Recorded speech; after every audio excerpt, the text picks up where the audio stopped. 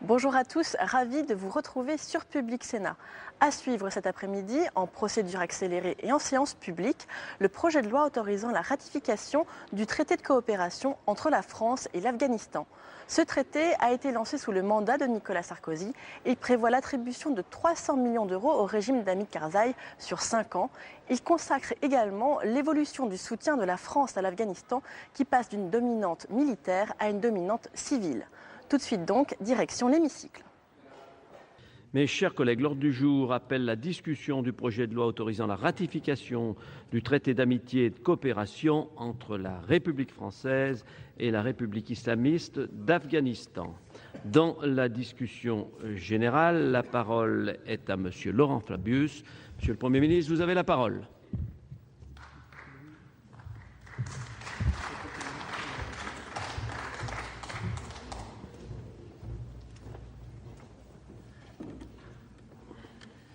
Monsieur le Président, Mesdames et Messieurs les sénateurs, avant d'aborder le sujet qui nous retient cet après-midi, je voudrais, en quelques mots très brefs, puisque j'ai été interrogé par plusieurs d'entre vous, vous dire la réaction du gouvernement français à l'annonce de l'attentat qui a coûté la vie notamment au ministre de la Défense syrien. Nous ne savons pas encore les circonstances exactes dans lesquelles cet attentat s'est produit. Il est évident que c'est un acte d'une extrême importance. Cela montre le degré de violence auquel on est parvenu à Damas même. Je tiens à dire que le gouvernement français, sans connaître les circonstances de cet attentat, a toujours porté condamnation du terrorisme. Mais cela étant dit, compte tenu de ce degré de violence, cela rend d'autant plus nécessaire et urgent le fait de trouver une transition politique qui permette au peuple syrien d'avoir un gouvernement qui exprime ses aspirations profondes. C'est la position constante de la France que nous défendons en ce moment même au Conseil de sécurité des Nations Unies. Et à cette occasion, je tenais à faire ces quelques remarques. Lorsque nous aurons des précisions sur les conditions de cet attentat, je me tiens bien sûr à la disposition du Sénat pour un plus ample commentaire. Mesdames et Messieurs les sénateurs, le Gouvernement soumet aujourd'hui à votre examen le projet de loi autorisant la ratification du traité d'amitié et de coopération signé entre la France et l'Afghanistan le 27 janvier 2012 en application de l'article 53 de la Constitution. Ce traité, qui est signé pour une durée de 20 ans, inscrit la relation franco-afghane dans la durée et affirme l'engagement de long terme de la France auprès du peuple afghan. Comme vous le savez, nous retirons nos troupes d'Afghanistan. Il est particulièrement important, précisément en ce moment, que nous adressions un signal clair de notre volonté d'accompagner le peuple afghan. Ce traité a été signé sous la précédente majorité, mais il s'inscrit dans une trajectoire qui est concertée avec nos alliés de soutien à la transition, conformément aux engagements du président de la République, M. François Hollande. J'ajoute qu'il s'agit du premier traité de l'histoire des relations franco-afghanes, qu'il s'agit aussi du premier traité signé par l'Afghanistan avec un État extérieur à la région, qui sert et servira d'exemple pour d'autres partenariats signés récemment ou en préparation entre l'Afghanistan et des États tiers ou avec des organisations internationales.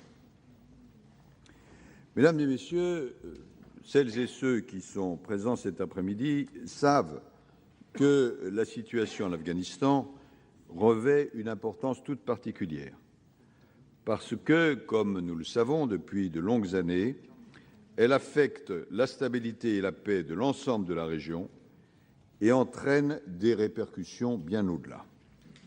C'est l'intérêt de la France que l'Afghanistan s'engage sur la voie de la paix et de la stabilité, et c'est notre volonté, je le crois d'ailleurs partagée, d'y contribuer. En 2001, vous vous rappelez qu'à la suite des attentats du 11 septembre, nous nous sommes engagés, nous les Français, dans le cadre de la lutte contre le terrorisme, afin de priver Al-Qaïda des bases afghanes à partir desquelles cette organisation opérait. Cela impliquait également l'aide à la construction d'institutions afghanes qui soient aussi solides que possible et légitimes. Nous sommes un peu plus de 10 ans plus tard. La situation, évidemment, a changé. Avec des succès et des échecs, l'intervention internationale a contribué à transformer l'Afghanistan. Une constitution a été adoptée en 2004. De nouvelles institutions ont été mises en place. Ben Laden a été trouvé et tué. Al-Qaïda ne bénéficie plus de refuge sur le territoire afghan.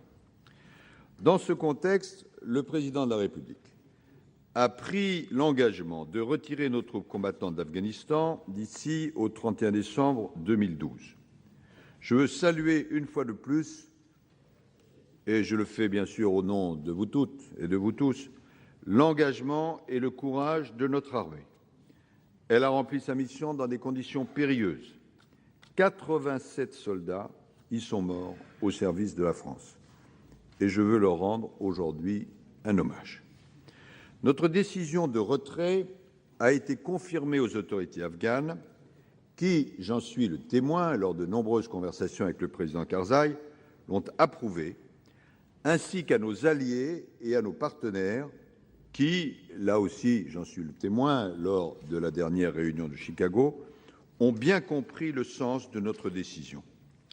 Cette démarche est cohérente avec le cadre de ce qu'on appelle la transition, fixé conjointement par la communauté internationale et par les Afghans sous l'égide des Nations unies. Le processus prévoit, comme vous le savez, le transfert progressif des responsabilités de sécurité aux forces de sécurité afghanes.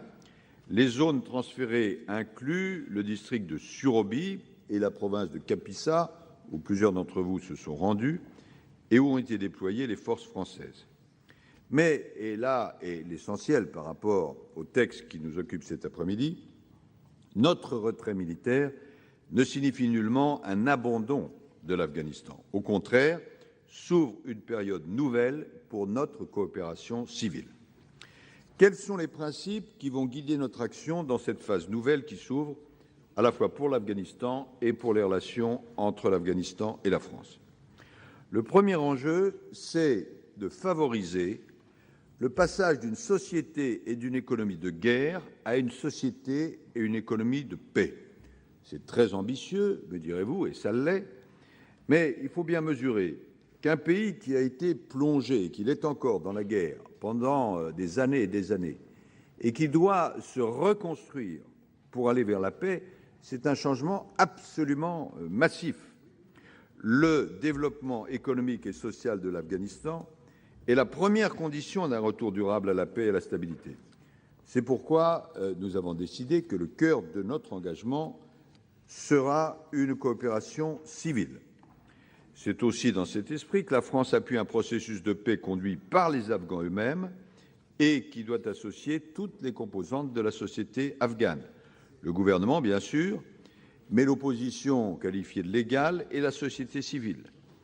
La réconciliation nationale devra s'adresser à ceux des insurgés qui sont prêts à rompre tout lien avec Al-Qaïda, à renoncer à la violence, à respecter la Constitution, et le processus devra bénéficier du soutien des pays de la région, ce qui n'est pas le plus facile, notamment, mais pas seulement, du Pakistan.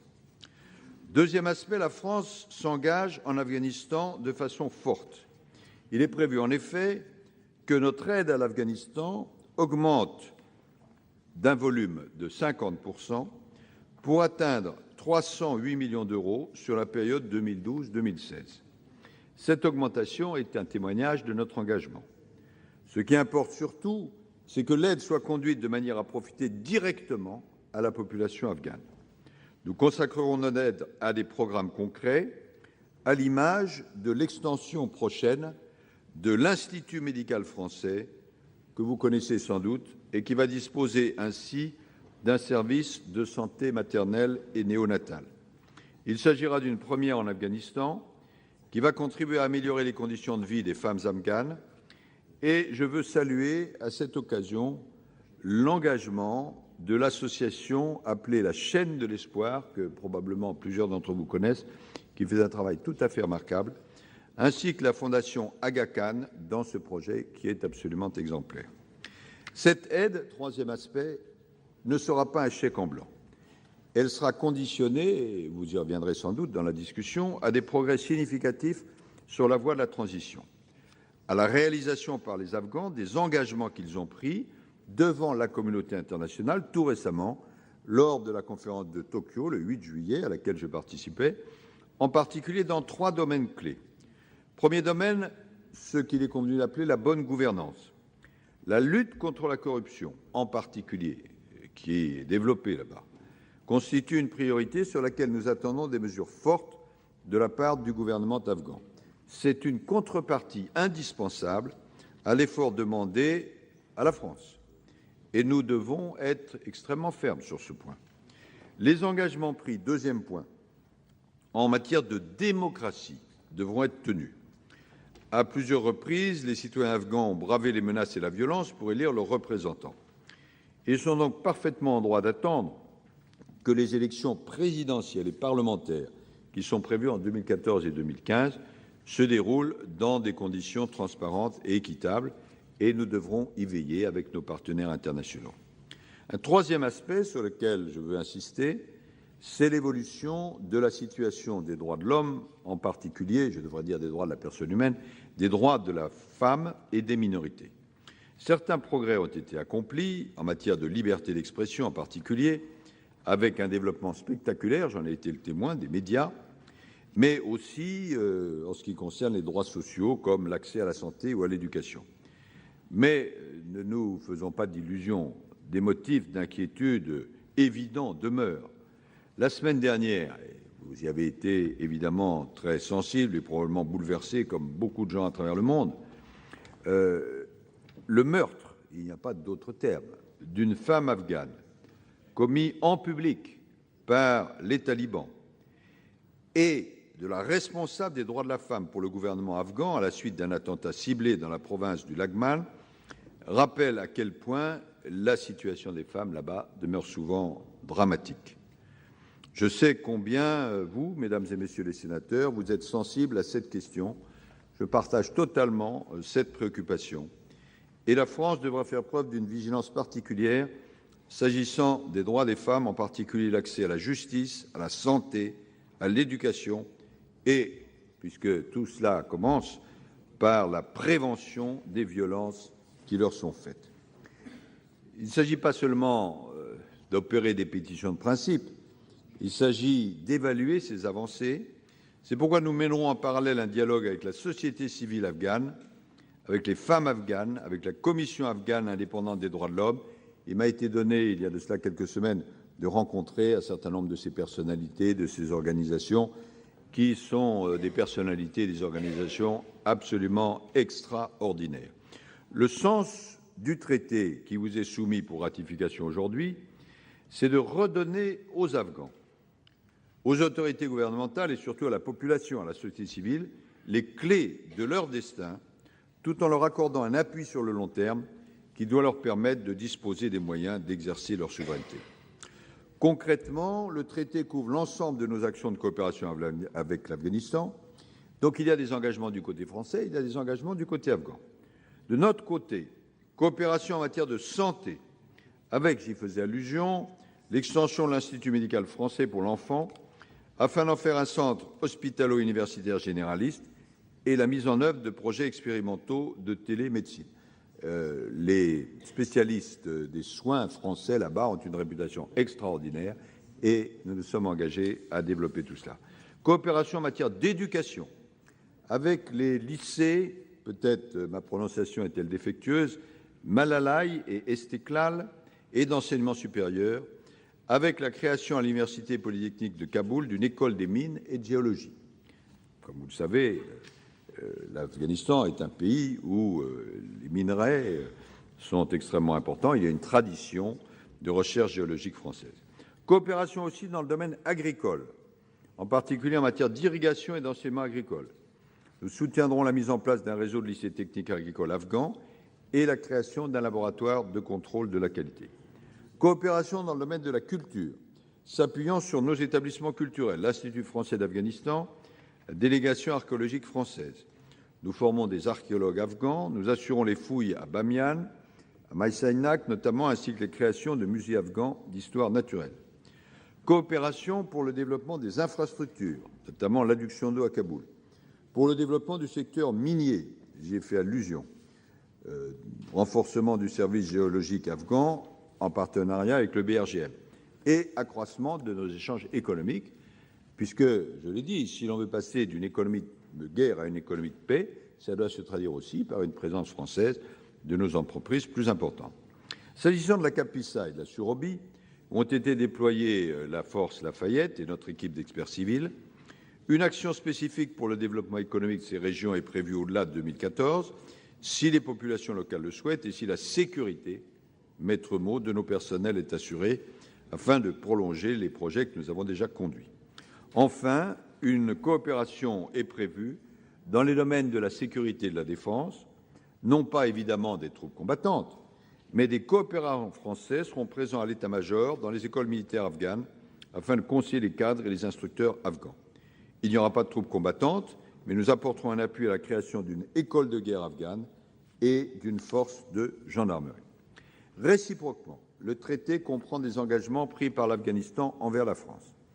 L'Afghanistan, au terme de ce traité, s'engage à lutter par tous les moyens dont il dispose contre les menaces émanant de son territoire à l'encontre de la France ou des intérêts français, développer la coopération entre services antiterroristes et antidrogue, et là, il y a un énorme travail à faire quand on sait ce que représente la drogue là-bas. Et j'ai toujours considéré qu'une des failles des mécanismes qui avaient été mis en place, c'est que, je suis peut-être trop sévère en disant cela, mais on faisait l'impasse sur l'aspect drogue. Ou alors on disait, il faut que les paysans cessent de cultiver la drogue. Mais s'il n'y a pas des moyens alternatifs qui leur sont proposés, évidemment, le paysan ne va pas de lui-même arrêter de cultiver le produit qui lui rapporte de quoi vivre. Donc, quelques efforts ont été engagés, mais il faudra aller beaucoup plus loin. Soutenir les institutions qui concourent à la relation multilatérale, ça passe, je vais vite, par des exemptions fiscales et douanières pour l'AFD, pour nos ONG impliquées dans la mise en œuvre du traité, etc., etc. Promouvoir l'enseignement du français dans le secondaire et le supérieur. Nous avons quand même le plaisir de voir qu'il y a pas mal de personnalités notamment, mais il faudrait que ça descende plus largement dans le reste de la population, qui parlent le français, qui ont d'ailleurs souvent fait leurs études en France. En pratique, la mise en œuvre du programme de coopération devra tenir compte de la capacité d'absorption par la partie afghane des décisions des organes de gouvernance des établissements concernés, notamment l'AFD, ainsi que des conditions de sécurité en Afghanistan. Nous avons voulu, dans ce traité, éviter un cadre institutionnel qui soit trop pesant. En plus des consultations politiques, le traité prévoit la création de 3 commissions mixtes autonomes qui doivent se réunir une fois par an, alternativement à Kaboul et à Paris, une commission mixte de coopération pour le suivi des programmes de coopération, une autre politico-stratégique et une pour la sécurité intérieure. Et puis ce traité est complété par un programme de coopération sur 5 ans qui présente de façon plus détaillée les projets menés sur une première période, 2012-2016. Il a été paraphé par les ambassadeurs français et afghans en marge de la dernière visite à Paris du président Karzai. Ce traité doit nous permettre de bâtir une relation de long terme avec l'Afghanistan sur la base des secteurs d'intervention qui sont traditionnellement ceux de la France dans ce pays. Il tient compte de notre contribution aux actions des organisations multilatérales qui vont rester sur place après 2014, les Nations unies naturellement, mais aussi l'Union européenne et l'OTAN. Mesdames et messieurs les sénateurs, j'aurais conclu lorsque j'aurais dit ceci. Dans les années à venir, alors que l'Afghanistan devra se reconstruire et se développer, ce traité d'amitié devrait nous permettre de conserver une place importante et d'illustrer ce que peut être, j'en parlais l'autre jour à vos commissaires, une puissance d'influence comme la France. Les années à venir seront d'une période tout à fait cruciale pour l'avenir de l'Afghanistan. Les Afghans, il faut faire un peu d'histoire, n'ont jamais accepté la présence durable d'une force étrangère sur leur sol. C'est ce qui, depuis Alexandre le Grand jusqu'aux Soviétiques, a donné à ce pays sa réputation, je cite, de cimetière des empires. Le retrait des troupes étrangères, même si les conditions, en l'occurrence, étaient différentes, le retrait des troupes étrangères est une nécessité. Mais la transition n'est pas sans risque. Le risque du chaos, comme au début des années 90, le risque des retours des talibans, les plus extrémistes, qui avaient pris le pouvoir à Kaboul à la faveur de l'anarchie. Nous ne devons pas répéter les erreurs du passé en laissant totalement à lui-même ce pays, comme cela avait été le cas après le départ des Soviétiques. Beaucoup de choses, il faut avoir l'humilité de le reconnaître, dépendront des voisins, le Pakistan, mais aussi l'Inde, l'Iran, la Chine, etc., puisque c'est ce qu'on appelle traditionnellement dans la diplomatie mondiale le grand jeu. La communauté internationale doit donc rester engagée, mais sous des formes nouvelles, qui soient efficaces et qui préservent, c'est un mot-clé, la souveraineté de l'Afghanistan. Et c'est l'objet de ce traité. Ce sera aussi l'objet, sur la base de ce traité et de nos engagements internationaux, de notre action politique aux côtés des représentants de toutes les composantes de la société afghane, afin de contribuer à un avenir aussi stable et apaisé que possible pour chaque habitant de l'Afghanistan. La ratification de ce traité, auquel, je l'espère, vous allez maintenant procéder, est un moment important par lequel vous, les représentants du peuple français, vous adressez un message d'amitié à la population afghane. Le Parlement afghan devrait ratifier ce traité dans les toutes prochaines semaines. L'idée est au fond à la fois très élevée et très simple et très difficile à atteindre, mais c'est celle qui est signifiée dans ce traité. Ensemble, nous devons dire que nous voulons continuer d'agir côte à côte, mais désormais essentiellement pour une action civile de développement et d'appui à la mise en place d'institutions dont nous souhaitons qu'elles soient à la fois efficaces et démocratiques. Je vous remercie.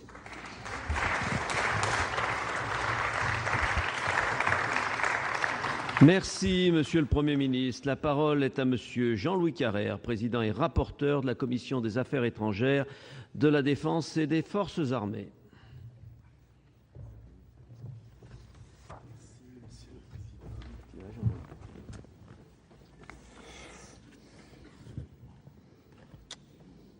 Monsieur le Président, Monsieur le Ministre, en notre nom à tous, je voudrais rendre hommage à Monsieur Jean-François Poncet, qui vient de nous quitter. Il était membre de notre commission il y a un an encore. Fils d'ambassadeur en Allemagne, à l'âge de 8 ans, il avait vu brûler le Reichstag. Ministre des Affaires étrangères, président de la Commission de développement économique, président du Conseil général du Lot-et-Garonne, premier vice-président du Conseil régional d'Aquitaine, Jean-François Poncet a occupé beaucoup de mandats et a eu une carrière politique d'un très haut niveau, très active au niveau local, très active au niveau national. Il a marqué le Sénat par sa vision du monde, plus près de nous par sa vision du Moyen-Orient et beaucoup plus récent puisqu'il fit un rapport, mes chers collègues, très remarqué sur le Moyen-Orient à l'heure de la force nucléaire. Nous gardons de lui l'image d'un homme d'État, d'une grande finesse et d'une rare élégance. Il était avant tout, mesdames, messieurs, un Européen convaincu. Monsieur le Président, Monsieur le Ministre, mes chers collègues, je salue la présence de Monsieur l'ambassadeur d'Afghanistan, Monsieur Assad Omer. Qu'il ne soit pas choqué par les propos que je tiendrai, qui, bien qu'étant sans complaisance, sont les propos d'un ami de l'Afghanistan. Royaume de l'insolence, l'Afghanistan n'a jamais été soumis. Son histoire est avant tout celle d'une résistance énigmatique et tenace contre tous les empires, moghols, perses, britanniques, puis soviétiques. Ce magnifique pays, l'un des plus pauvres du monde, livré au fléau de la corruption, du terrorisme et du trafic de drogue, martyrisé par 3 décennies de guerre, dispose, mesdames et messieurs les sénateurs, pourtant d'atouts incomparables pour son décollage. Après la Surobie en avril, c'est la province de Kapisa dans laquelle 53 des 87 soldats français tombés en Afghanistan, dont je salue la mémoire, ont trouvé la mort, qui a, il y a tout juste 2 semaines, été transférée aux autorités afghanes. Ainsi se tourne une nouvelle page de son histoire, avec le traité qui nous est soumis cet après-midi.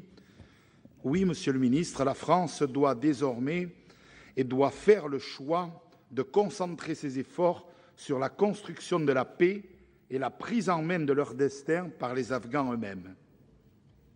Ce projet de loi, examiné en Conseil des ministres mercredi dernier, déposé en premier lieu au Sénat et débattu aujourd'hui, il sera débattu mercredi prochain à l'Assemblée nationale pour être adopté définitivement ce 25 juillet. Évidemment, ces délais sont très courts. Si nous avons accepté d'être ainsi bousculés, vous savez, nous, les sénateurs, Monsieur le Premier ministre, on n'aime pas trop être bousculés, encore moins quand on est sénateur des Landes. Mais je serais tenté de dire, c'est qu'il y a urgence, et nous le comprenons. Urgence à nous doter d'un instrument qui grave dans le marbre du droit international notre engagement dans la durée pour 20 ans, aux côtés du peuple afghan que nous ne souhaitons pas abandonner. Urgence aussi à garantir la sécurité et la stabilité de nos actions de coopération pour l'avenir. Urgence enfin à mettre en cohérence et surtout à donner une nouvelle dynamique à tous nos dispositifs d'aide à la hauteur des besoins immenses de ce pays exsangue après 30 ans de guerre et de malheur. L'enjeu est simple. Posons-nous la question. Il s'agit ni plus ni moins de réussir la paix. L'opinion publique nous regarde. Elle ne comprendrait pas qu'on abandonne les Afghans et que nos soldats soient morts pour rien. Ce traité est le principal outil pour pouvoir travailler efficacement à construire une paix durable. C'est pourquoi nous l'examinons dans le même esprit de continuité républicaine que celui qui a poussé le nouveau gouvernement à inscrire ce texte signé par le précédent président de la République à l'ordre du jour de sa première session législative. Je sais ce qu'on pourrait me dire. Oh, vous qui avez tellement critiqué. C'est un de vos premiers textes et vous l'inscrivez. Mais bien sûr que nous l'inscrivons et bien sûr que tout n'a pas été noir et tout n'a pas été blanc. Et ce texte mérite d'être inscrit. Je dois à l'honnêteté de dire que ce n'est d'ailleurs pas un solde de tout compte sur le sujet de l'Afghanistan. Je vous remercie beaucoup, Monsieur le ministre, ainsi que votre collègue ministre de la Défense, d'avoir accepté de débattre avec nous à l'automne du bilan de nos plus de 10 ans d'engagement en Afghanistan. L'intervention dans ce pays, décidée par le président Chirac et le Premier ministre Lionel Jospin, avait au départ un objectif clair, celui de lutter contre Al-Qaïda à la suite des attentats du 11 septembre. Ces finalités se sont peu à peu transformées, pour ne pas dire brouillées, aux yeux de l'opinion publique en tout cas. Nous sommes nombreux pourtant à pouvoir témoigner, pour nous être rendus aux côtés de nos soldats, à plusieurs reprises, de la qualité remarquable du travail de terrain effectué par nos forces sur ce théâtre particulièrement exigeant. Finalement, notre mission en Afghanistan aura été double, comme l'a dit le président François Hollande lors de l'hommage aux Invalides.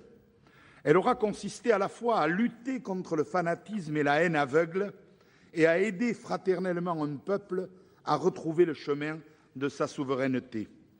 Les scénarios catastrophes fleurissent ces derniers temps sur l'évolution future de ce pays, si attachant mais si complexe.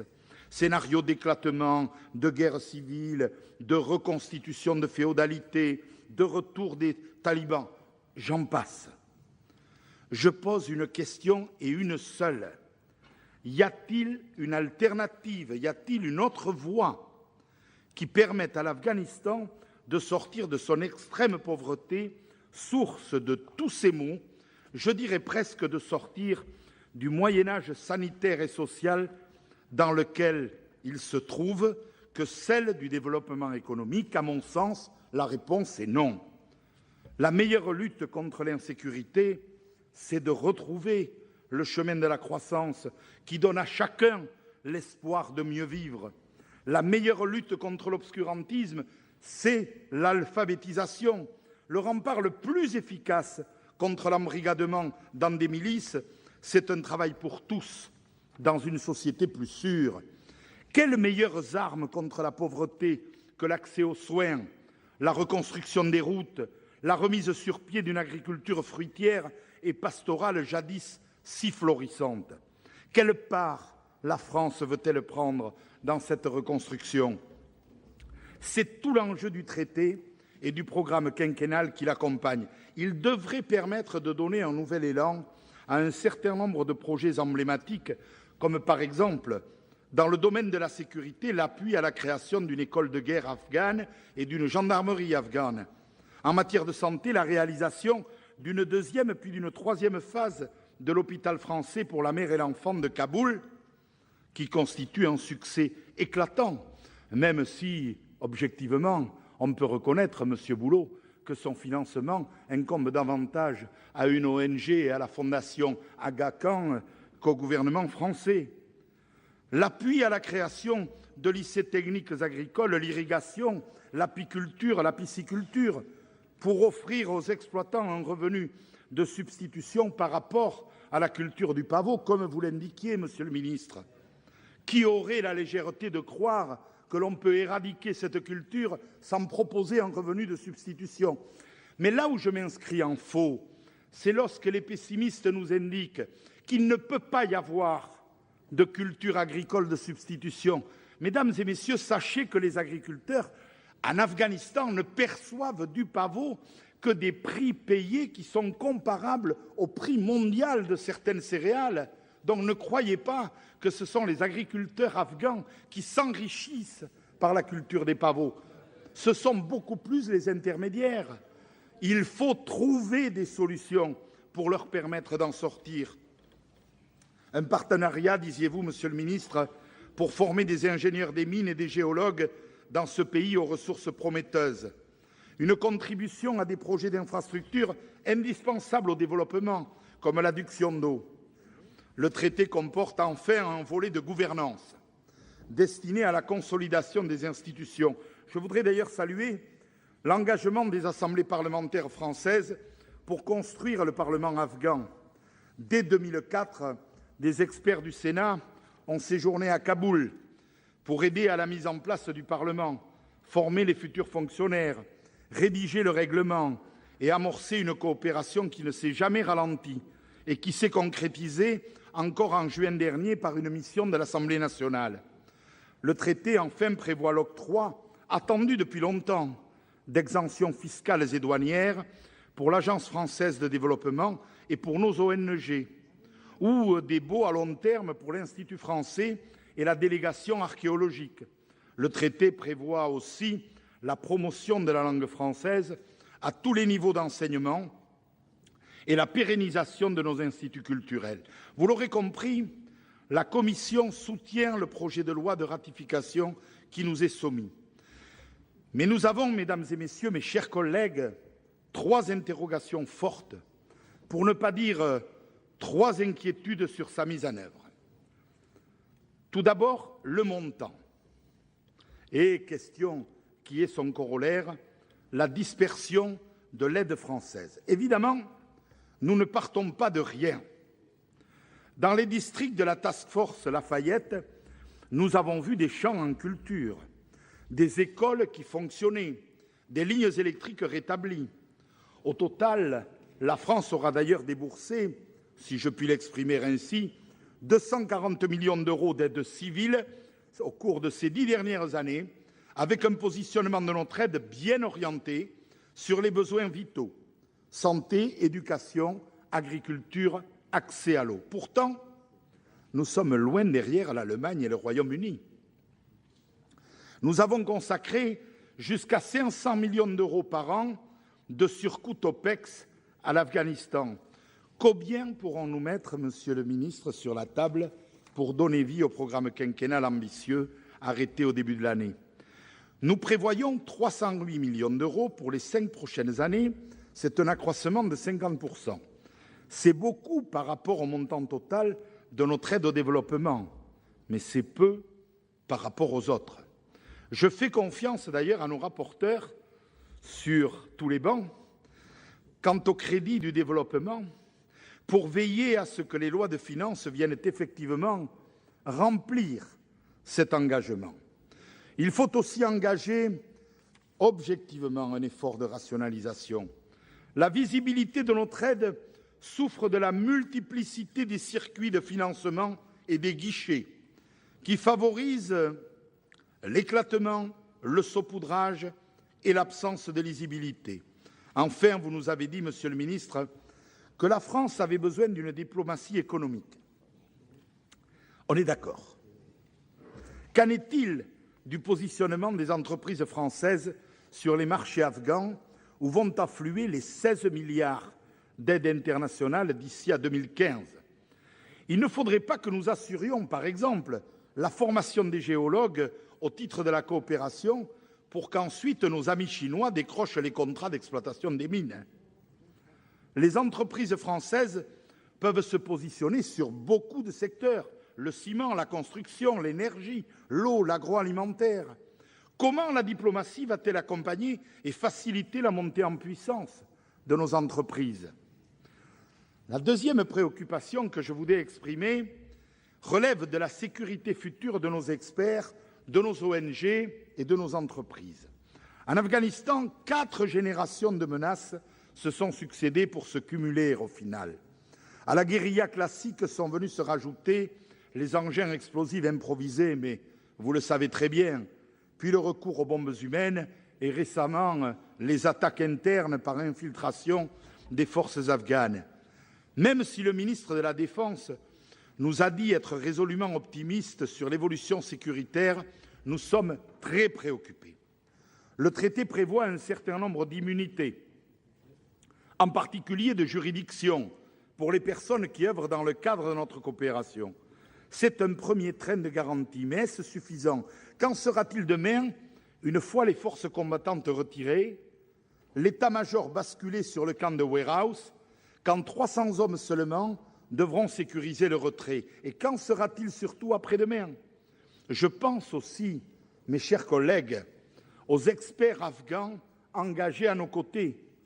Dans le contexte du retrait de la coalition, avec la montée en puissance très progressive des forces de sécurité nationales afghanes, leur autonomie encore limitée, alors que la rébellion couve toujours et se nourrit d'un trafic de drogue qui représente la première ressource du pays, c'est plus qu'une préoccupation, c'est une inquiétude. Enfin, mes chers collègues, le dernier sujet de vigilance, le contrôle de la destination des fonds, et ça ne surprendra pas mon ami Bernard Piras. Nous n'avons pas attendu le scandale de la Kabul Bank pour savoir et pour dire haut et fort que la corruption endémique gangrène ce pays, nourrit la rébellion, sape la légitimité du gouvernement et ruine la plupart des efforts de la communauté internationale pour faire arriver l'aide au plus près des populations. Notre commission a déjà par le passé posé un diagnostic très lucide sur l'extrême fragilité des institutions et sur la corruption qui la gangrène jusqu'au plus haut niveau. Grâce à l'action de la France, la conférence de Tokyo s'est engagée vers une plus grande conditionnalité de l'aide européenne qui dépendra à l'avenir du bon déroulement des élections présidentielles et législatives de 2014 et 2015, du respect des droits de l'homme et du droit des femmes. C'est la bonne orientation. L'aide internationale doit être un levier pour le changement et non pas une manne pour les barons locaux. Comme j'ai déjà eu l'occasion de l'affirmer en présence du président Karzai dans son bureau, cela ne doit pas empêcher d'ailleurs l'émergence d'un modèle afghan de gouvernance, seul susceptible de répondre aux nécessités de ce pays, qui ne sera pas forcément calqué sur les modèles occidentaux, mais qui devra respecter un certain nombre de lignes rouges en matière de respect des libertés publiques. Sous le bénéfice de ces 3 observations, mes chers collègues, la Commission des Affaires étrangères, de la Défense et des Forces armées a adopté le projet de loi de ratification qui nous est soumis et je vous invite à faire de même. Je vous remercie. Merci, Monsieur le Président. Dans la suite de la discussion générale, la parole est à Madame Michel de Messine. Ah, Monsieur le Premier ministre, pardon. Oui, Monsieur le Président. Je voulais faire écho en particulier au début du propos de Monsieur le Président Carrère en associant le gouvernement de la République à l'hommage qu'il a rendu à juste titre à votre ancien collègue, Monsieur le sénateur François Poncet. C'est un homme que vous avez toutes et tous connu, qui était d'une grande élégance à la fois intellectuelle et physique, qui a occupé parmi les plus hauts postes de la République, qui a été, comme vous l'avez souligné, Monsieur le Président, un Européen convaincu, un homme qui avait l'esprit à la fois de géométrie et de finesse, et dont, je crois, chacun et chacune de ceux qui l'ont connu dira qu'il a fait honneur à la République. Le gouvernement veut s'associer à l'hommage que vous lui rendez à juste titre. Merci, Monsieur le Premier ministre. La parole est à Madame Michel de Messine pour le groupe CRC. Monsieur le Président, Monsieur le Ministre, mes chers collègues, je voudrais aussi, au nom de mon groupe, m'associer à l'hommage qui vient d'être fait à Jean-François Poncet. C'est un homme, ça vient d'être dit, qui a beaucoup marqué notre institution et je dirais sur tous les bancs.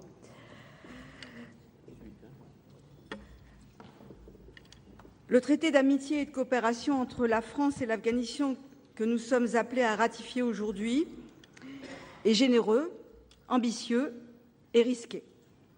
C'est un pari sur l'avenir de ce pays, sur la capacité et la volonté de multiples acteurs à assurer la stabilité et la paix dans cette région. Je souhaite que ce pari soit remporté.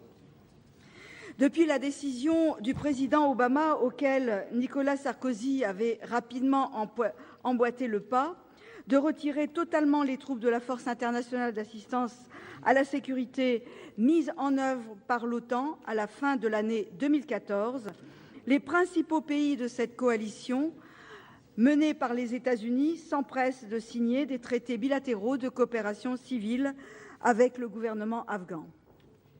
Le but de ces traités est de soutenir le développement économique du pays en anticipant la délicate période de transition qui existera lorsque l'armée et la police afghanes, formées par des militaires de l'ISAF, seront capables d'assumer seuls la sécurité.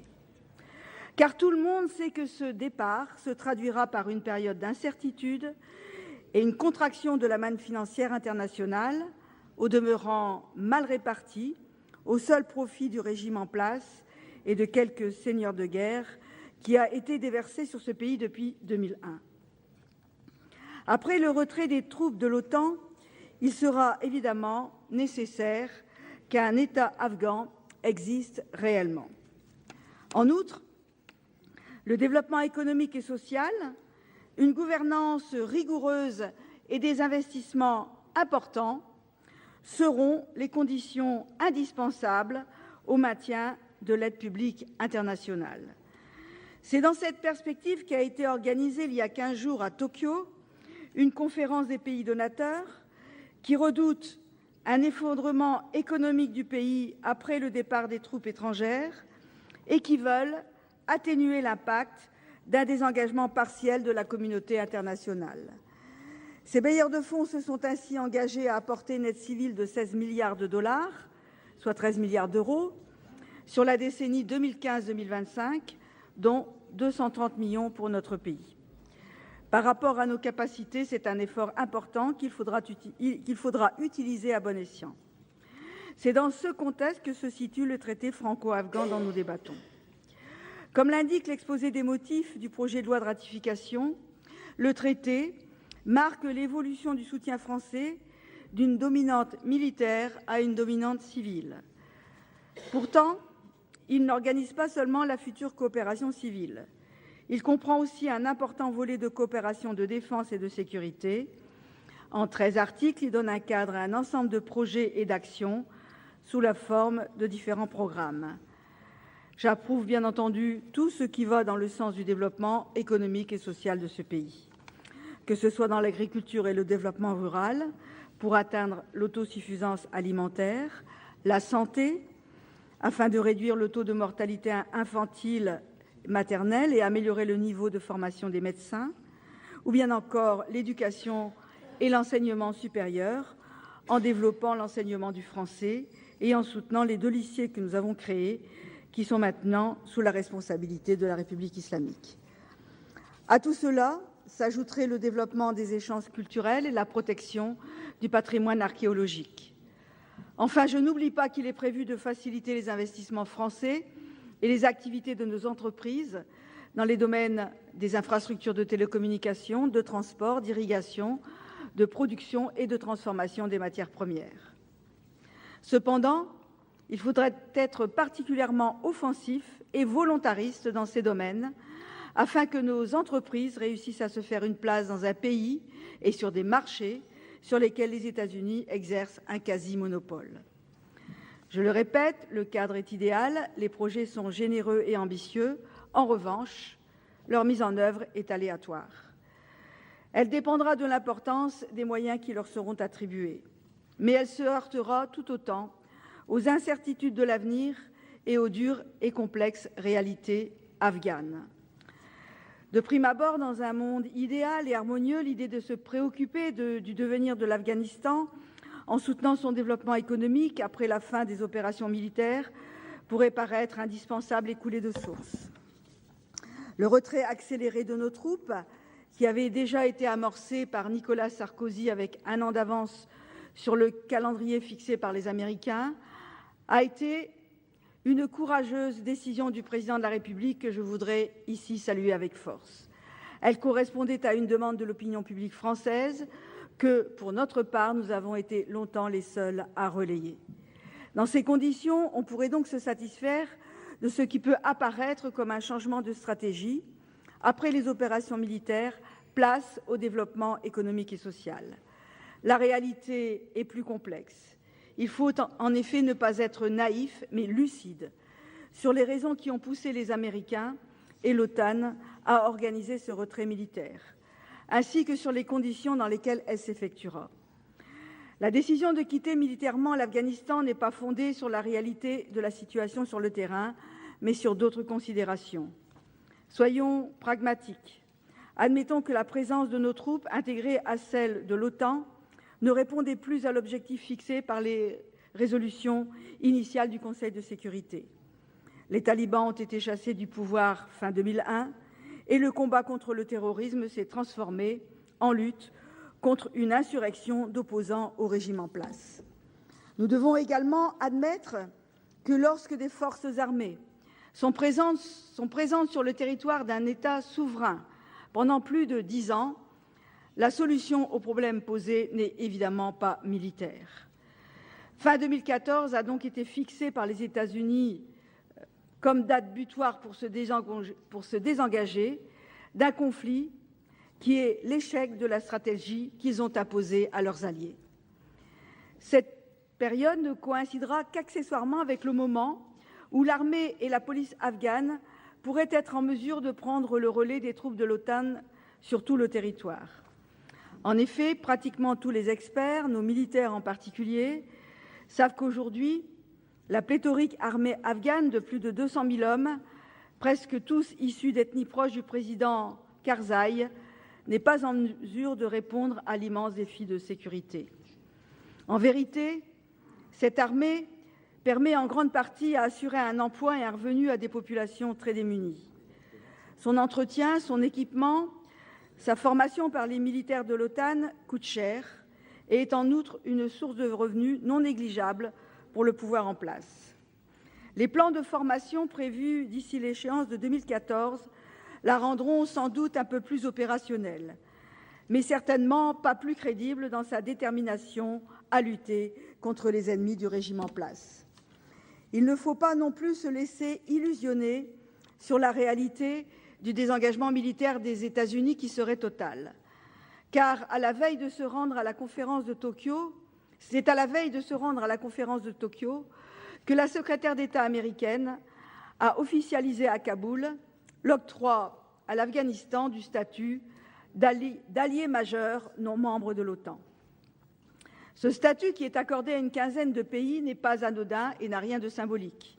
Il permet en particulier une coopération militaire renforcée avec les États-Unis dans le développement et l'achat d'armements. Ajoutons à cela qu'ils ont engagé un partenariat stratégique avec le régime afghan, dont les principales dispositions devraient leur permettre de conserver des implantations militaires pendant une vingtaine d'années dans ce pays.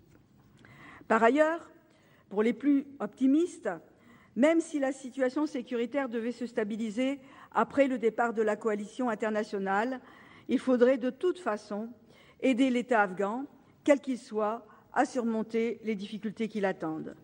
Elles sont nombreuses et proviennent principalement du déficit budgétaire prévisible pour un pays soutenu à bout de bras par l'aide internationale, principalement américaine, qui, selon les prévisions, devrait diminuer de moitié.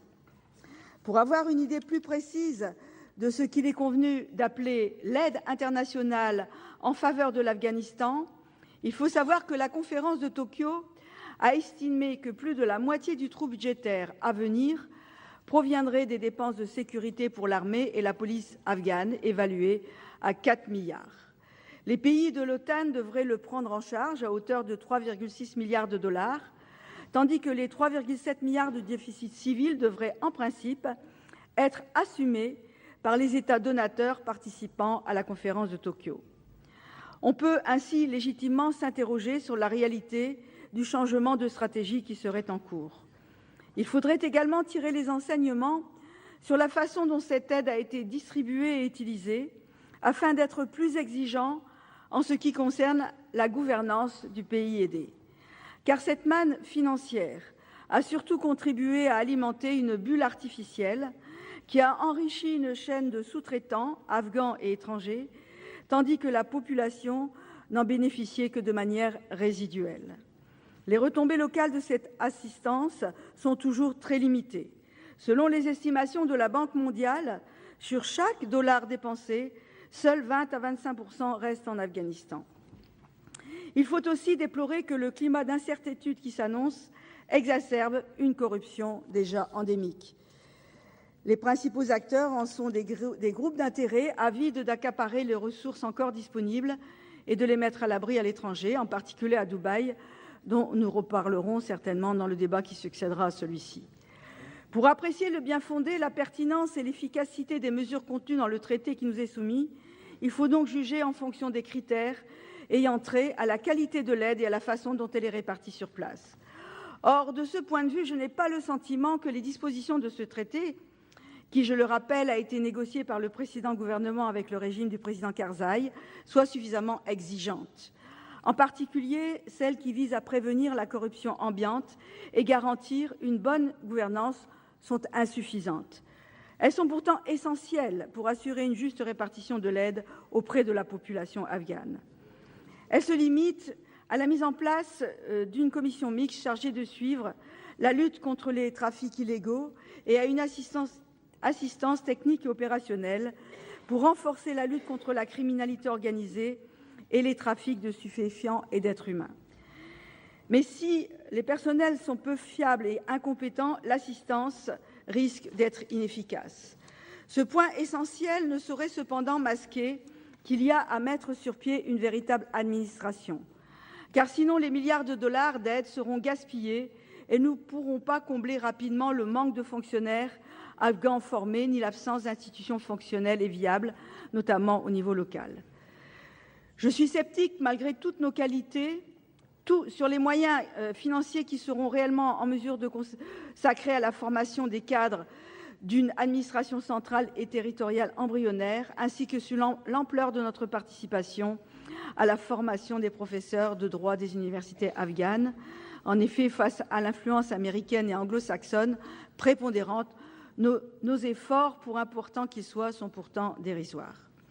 Au total, je suis convaincue que la stabilité de l'Afghanistan passe obligatoirement par son développement économique et social, et que ce sont les populations afghanes qui doivent prioritairement en bénéficier.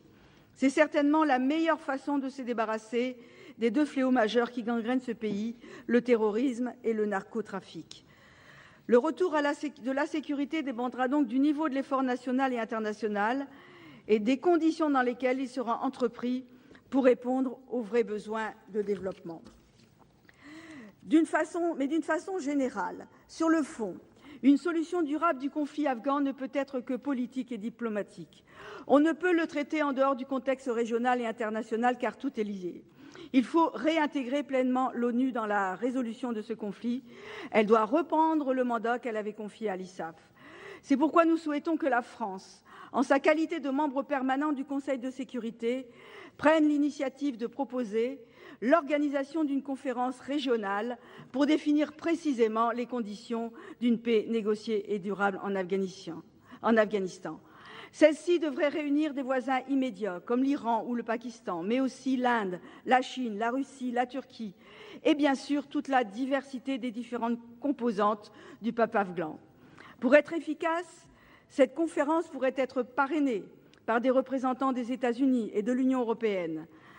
Afin que l'ONU redevienne ainsi le principal acteur du rétablissement de la paix et de la sécurité, il reviendrait ensuite au Conseil de sécurité de garantir les conclusions de cette conférence régionale.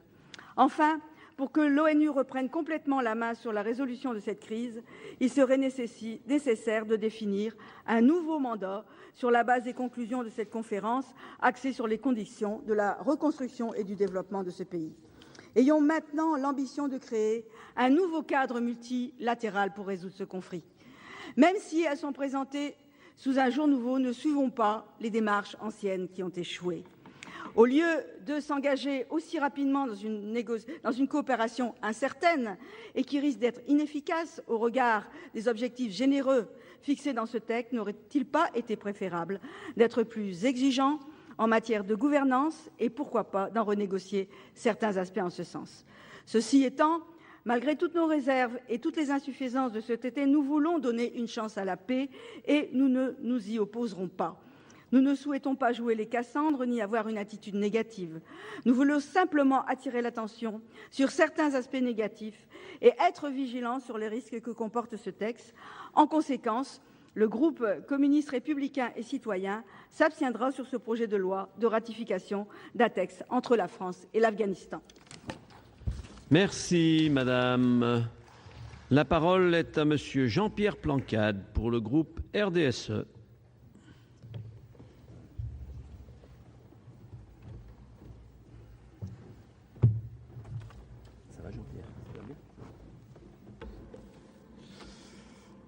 Monsieur le Président, Monsieur le Premier ministre, mes chers collègues,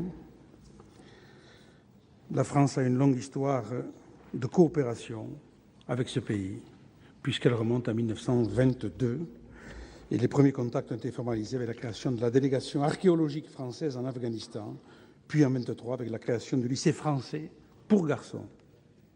Voilà. Aujourd'hui, le RDSE se réjouit de ce traité. Certes, il a été préparé par la majorité, l'ancienne majorité. Aujourd'hui, Monsieur le Premier ministre, vous le reprenez à votre compte et vous avez raison. Les membres du RDSE et moi-même apporterons notre soutien à ce projet de loi qui contribuera, comme ça a été dit, à développer les liens d'amitié et de paix qui unissent les peuples français et afghans. Un grand projet de développement économique, finalement, c'est une grande idée, la paix par le commerce, la paix par l'activité économique. Et je crois qu'il est important qu'on s'engage rapidement dans cette voie, même si des difficultés ont été évoquées par plusieurs de mes collègues, fortement par mon ami Jean-Louis Carrère et par d'autres, Madame de Messine également. Mais moi, je suis un de ceux qui pensent, comme Jean Jaurès, que la tristesse est réactionnaire, disait-il, seule la joie est républicaine. Et je suis un vrai républicain, et c'est pour ça que je crois dans ce traité. Et j'y crois avec beaucoup de conviction, moi qui ici ai créé le premier groupe d'études sur l'Afghanistan. Et d'ailleurs, je dois dire que la France a, par-delà son passé, a déjà fait beaucoup, indépendamment de l'intervention militaire que nous avons faite. Les ONG sont présentes depuis longtemps et je crois qu'elles connaissent bien la situation. Je vois qu'on avait 10 millions d'euros à la relance de la culture du coton dans les provinces de Kunduz et de Bak. Bon, l'inauguration en 2006 de l'Institut médical français pour l'enfant de Kaboul à Kaboul, certes financé par des ONG, mais l'extension sera assurée par un prêt de l'AFD. Le Sénat, bien plus modestement en son temps, au tout début de l'arrivée d'Hamid Karzai, a participé, à ma demande d'ailleurs, à la création d'un collège, grâce à l'aide apportée par M. Poncelet et Lambert, alors président du Sénat et de la Commission des Finances, qui a permis d'ailleurs d'accueillir 1200 élèves, dont 400 filles, avec une classe mixte. Je ne doute pas que ce traité va permettre des actions beaucoup plus conséquentes et beaucoup plus importantes. Bien sûr, Monsieur le Ministre, nous n'ignorons pas la crise qui frappe notre pays et qui vont rendre les choses certainement plus difficiles. Pour mémoire, en 2005, au G8 de Gleneagles, nous avions pris l'engagement de consacrer 0,7% du PIB à l'aide publique au développement. Elle n'est aujourd'hui que de 0,5%. Au-delà des aspects assez classiques de coopération que je viens d'évoquer, le traité du 27 janvier comporte aussi une dimension sécuritaire. Alors, il est important aussi d'accompagner le processus de transition pour que l'ensemble des responsabilités de sécurité incombent d'ici 2014 aux autorités afghanes, conformément à ce qui a été décidé au sommet de l'OTAN qui s'est déroulé à Lisbonne en 2010. Ce volet du traité me conduit naturellement à évoquer la question de l'engagement militaire de la France en cours dans ce pays depuis 2001 et qui, rappelons-le, a malheureusement coûté la vie à 87 de nos soldats à qui, bien entendu, nous rendons hommage. Le président de la République a décidé d'avancer à 2012 le retrait des troupes françaises d'Afghanistan. Il l'a confirmé au sommet de Chicago.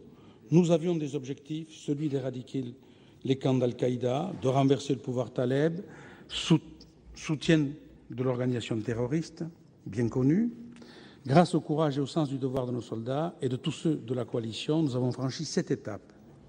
En effet, l'armée française a contribué à chasser les talibans de Kaboul, avec d'autres naturellement. Al-Qaïda a été évacué, vous l'avez rappelé, a été évacué d'Afghanistan. Le pays s'est doté d'une constitution. La France, de son côté, a créé un pôle de relative stabilité dans la province de Kapisa, dans le district de Surobi. Vous l'avez rappelé, Monsieur le Ministre, les militaires français ont entamé et poursuivront, après le retrait des unités combattantes, la formation des officiers afghans. J'espère que le gouvernement afghan conservera les bénéfices de ces actions. Quoi qu'il en soit, la présence militaire française est désormais inappropriée dans son format actuel. Et nous avons eu raison d'avancer la date de leur retrait. Les missions initiales étant accomplies, laisser tous les soldats français sur le terrain, soit 3500 hommes, pourrait placer notre pays dans la posture d'un occupant. Ce sont donc 2000 soldats français qui devraient quitter cette terre d'Asie centrale à la fin de l'année, dans des conditions qui restent à définir, conditions préoccupantes en matière de sécurité pour le retrait de nos troupes. On s'interroge, peut-on compter sur l'armée nationale afghane? Quel rôle peut jouer le Pakistan, maintenant que le port de Karachi vient d'être ouvert à nouveau à l'OTAN? Mes chers collègues, hier, la France s'est engagée sans état d'âme sur le terrain afghan pour tenter de stabiliser ce pays qui portait les gerbes de notre propre déstabilisation. Les attentats, les enlèvements d'Occidentaux, jusqu'à l'affaire Mera, ont dramatiquement illustré le danger du maintien de foyers terroristes, ici ou ailleurs. Aujourd'hui, nous allons quitter ce pays sans toutefois l'abandonner. Cet objectif du traité d'amitié et de coopération du 27 janvier 2012 que nous nous apprêtons à adopter. Mais avant de conclure, Monsieur le ministre, je dois vous dire que j'ai malgré tout un sentiment partagé sur notre action en Afghanistan. Quand je dis notre action, je ne parle pas de la France en particulier, je parle évidemment des pays occidentaux. Je ne sais pas si c'est un échec ou un succès.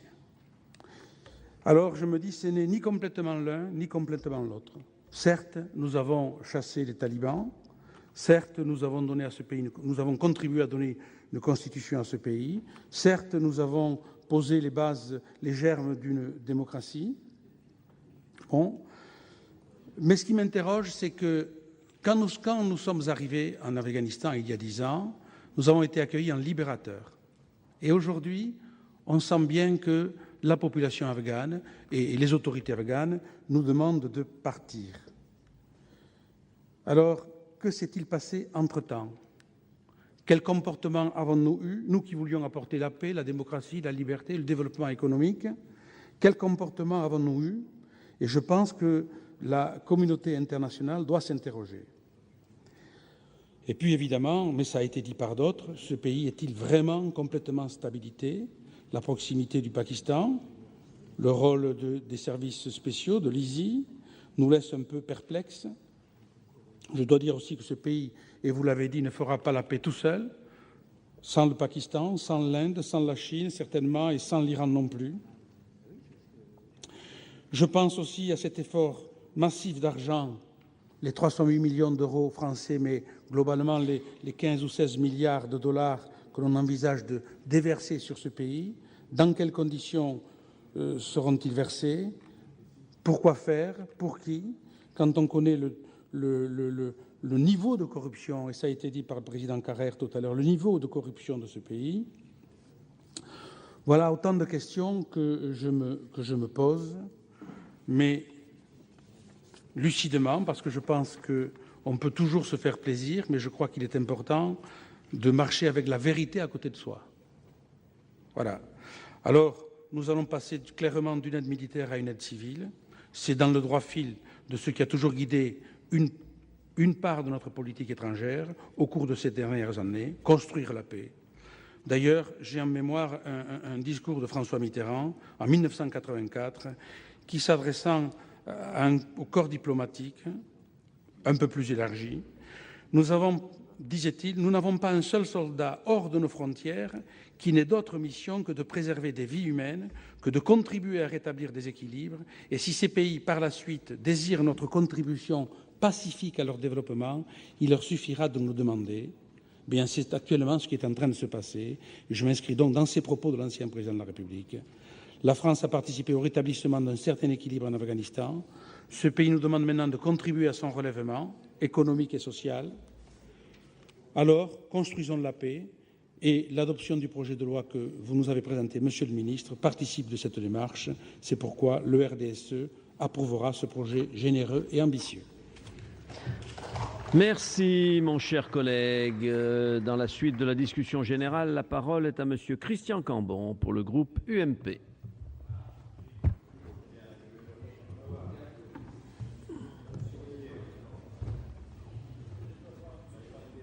Tu vois, Christian, ça va bien.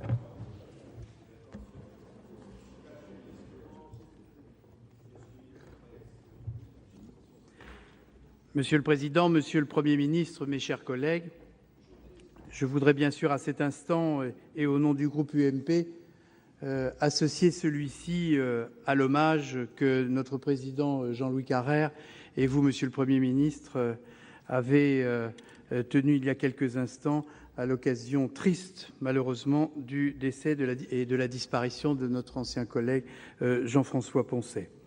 Il a été rappelé ici la personnalité particulièrement attachante de Jean-François Poncet, qui faisait preuve à la fois d'une immense courtoisie, d'une très grande largeur d'esprit. Et je veux dire, pour avoir le souvenir d'être arrivé à la Commission des Affaires étrangères et d'avoir pu bénéficier, comme nombre d'entre vous, de son expérience d'ancien ministre, de grand commis de l'État et de profiter de ces analyses toujours pertinentes et exigeantes, nous avons pu véritablement apprécier ce grand parlementaire dont nous allons garder le souvenir et qui a donné, me semble-t-il, une très belle image de notre Haute Assemblée. Monsieur le Premier ministre, mes chers collègues, le gouvernement a choisi d'inscrire à l'ordre du jour de sa première session législative le traité d'amitié et de coopération entre la France et l'Afghanistan, signé le 27 janvier dernier par le président Karzai et le président Sarkozy. Nous ne pouvons que nous féliciter de cette initiative qui porte en elle plusieurs symboles. Symbole tout d'abord de la continuité de l'État. La parole et la signature de la France sont respectées au-delà des changements politiques que nous venons de connaître. C'est là, me semble-t-il, l'expression d'un État démocratique. Symbole aussi de réalisme. Il semble bien loin le temps de la campagne électorale où vos amis de gauche n'avaient pas de mots assez durs pour qualifier la politique extérieure de la France sous le précédent quinquennat. Force est de constater aujourd'hui que le principe de réalité l'emporte. Loin d'abaisser la France sur la scène internationale, ce traité prouve, s'il en est encore besoin, que le président Sarkozy avait fait depuis longtemps l'exacte analyse de ce conflit. Persuadé que la réponse militaire aux actions terroristes des talibans était certes nécessaire mais insuffisante, l'ancien président a d'abord décidé d'anticiper, à la fin 2013, le retour de notre contingent. Mais il avait aussi voulu ce traité pour engager la France aux côtés de l'Afghanistan sur la voie du développement et de la paix. C'est en effet, nous le savons tous, la seule réponse d'avenir pour que les populations reprennent en main leur destin et tournent enfin le dos à la pauvreté et son corollaire, l'extrémisme. Vous demandez, Monsieur le Premier ministre, vous demandez aujourd'hui au Parlement la ratification de ce traité. Nous prenons acte de cette bonne décision et nous vous apporterons notre soutien. Tel est bien en effet l'autre symbole que nous souhaitons porter aujourd'hui, celui d'une opposition responsable, à l'image du rôle que nous tentons de jouer à l'invitation de notre président, le président Carrère, que je souhaite saluer ici pour la qualité du travail que nous effectuons ensemble en commission des Affaires étrangères. Notre opposition est fidèle à ses convictions, elle est fidèle à ses engagements. Mais notre opposition saura aussi vous accompagner et vous soutenir toutes les fois où vous défendrez les intérêts supérieurs du pays et où vos projets iront dans la bonne direction. Nous avons malheureusement trop vécu par le passé le spectacle parfois affligeant d'une opposition de gauche trop enfermée dans ses propres certitudes pour ne pas choisir aujourd'hui une autre voie plus conforme aux intérêts de la France et à l'idée que nous avons du débat parlementaire.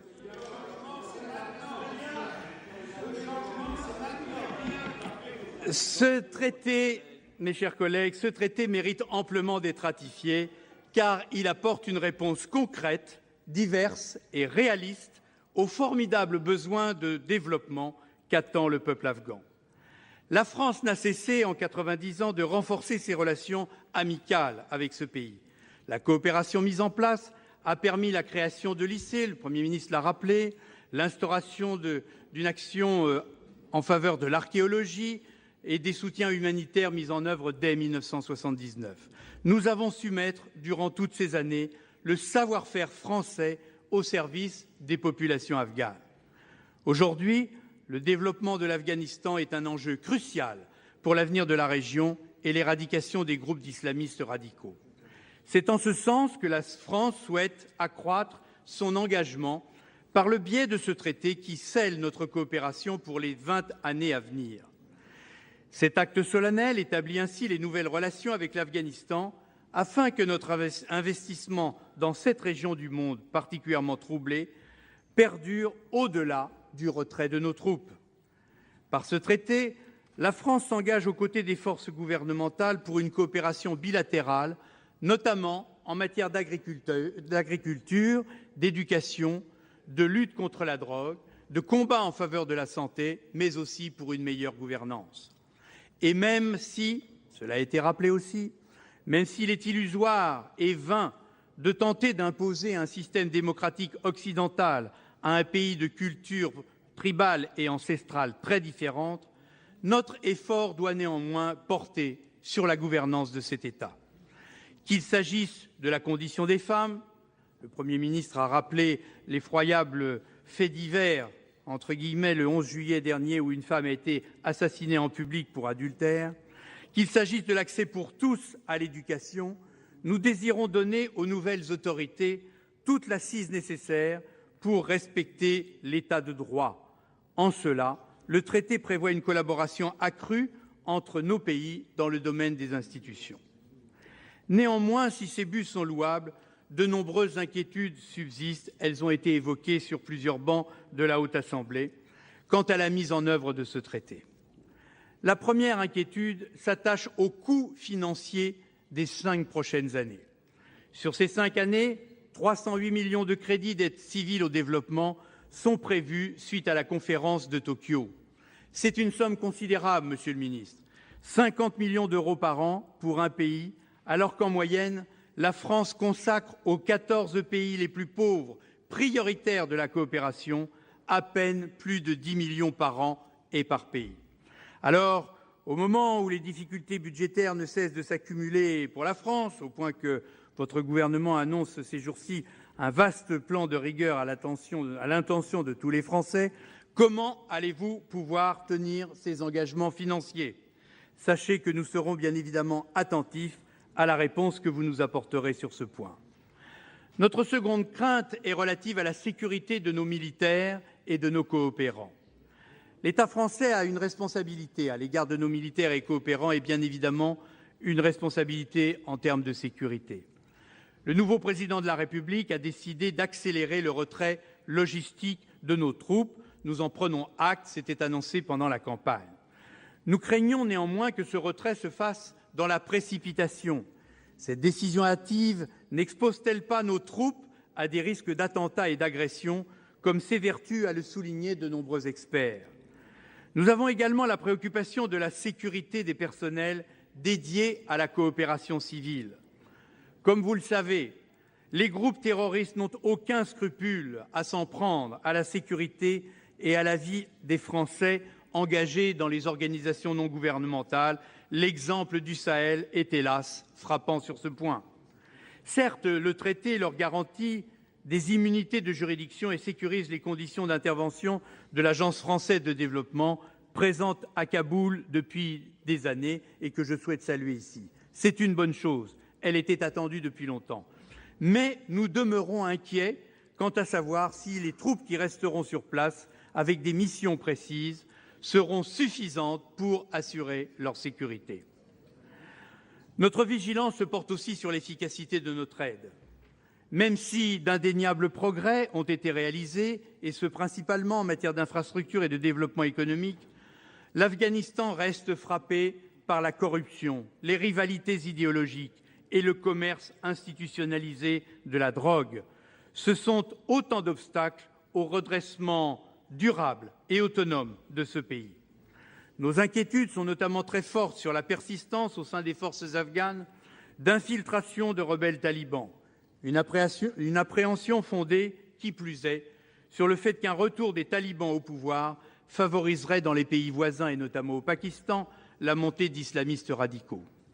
Pour que notre aide soit efficiente, votre action diplomatique, Monsieur le Premier ministre, devra donc privilégier l'implication des grandes puissances voisines, Pakistan, Iran, Chine et Russie, sans le concours desquelles la paix ne reviendra pas. De même, notre dispositif d'aide au développement se doit d'être le plus efficace possible. Malheureusement, dans un de ses récents rapports, la Cour des comptes vient de dénoncer l'éclatement de cette aide au développement et l'effet de saupoudrage. Et la Cour pointe directement le cas de l'Afghanistan, où il semble même que nous atteignions des sommets d'irréalisme. On ajoute la dispersion à la pénurie pour achever d'ôter toute lisibilité à notre action. Il faut impérativement, et ce sont les deux rapporteurs, mon ami Jean-Claude Perronnet et moi-même, qui le rappelons ici, il faut impérativement rationaliser notre système et évaluer de façon régulière les actions menées si nous voulons être efficaces. Et je tiens ici à saluer l'action menée en ce sens par notre collègue Henri de Reincourt lorsqu'il exerçait les fonctions de ministre de la Coopération. Son successeur, Pascal Canfin, qui a eu l'élégance et la courtoisie de nous recevoir, et je souhaite le saluer, a dit qu'il faisait de l'évaluation, de la transparence et de la lutte contre la corruption une priorité de la coopération. C'est un terrain d'application tout trouvé en Afghanistan. Nous l'aiderons bien évidemment dans ce sens. Alors, le gouvernement, Monsieur le Premier ministre, devra relever 3 défis pour réussir à rendre ce traité utile et productif. Le premier d'entre eux sera la gouvernance. Dans un pays où la corruption endémique empêche toute avancée, le risque est fort que l'aide internationale se perde dans les sables mouvants du népotisme et de la concussion qui gangrènent tout l'appareil d'État. Aussi, Monsieur le Premier ministre, quelle conditionnalité de notre aide comptez-vous imposer? Des élections doivent se tenir en 2014 et 2015. Pensez-vous pouvoir influer sur l'action du gouvernement afghan pour que des réformes profondes favorisent la sincérité du scrutin et endiguent la corruption? Autre défi, il nous faudra faire émerger des activités économiques diversifiées. Il s'agit de développer les activités de substitution par rapport à la culture du pavot, et je partage l'analyse de notre président Carrère sur l'optimisme qu'il convient d'avoir vis-à-vis de ce défi. Défi au demeurant fort difficile si l'on considère que le chiffre d'affaires tiré de cette agriculture se situe, selon les instances internationales, entre 1 et 4 milliards de dollars. Mais Jean-Louis Carrère a su rappeler que ce n'était pas 1 ou 4 milliards de dollars qui allaient dans la poche des Afghans. Néanmoins, le traité a vu juste en tentant d'apporter un revenu alternatif aux exploitants agricoles, en faisant du développement agricole une de ses pierres angulaires pour le premier pays producteur d'opium et d'héroïne. Le traité a pris toutes les bonnes options, mise en culture du coton, irrigation, mécanisation, électrification, élevage, enseignement agricole. Les jalons sont posés. Saurons-nous les exploiter? Et nous aurons besoin de toute la compétence de nos coopérants pour y parvenir. Vous devrez, Monsieur le Premier ministre, savoir les soutenir et leur donner les moyens d'agir. Défi autre, l'amélioration des conditions de vie et la protection des libertés qui doivent être constants durant cette période du traité et bien au-delà. Accès aux soins, accès à l'éducation, préservation du patrimoine architectural et culturel, le traité, là encore, ouvre la voie et trace la route. Les moyens suivront-ils?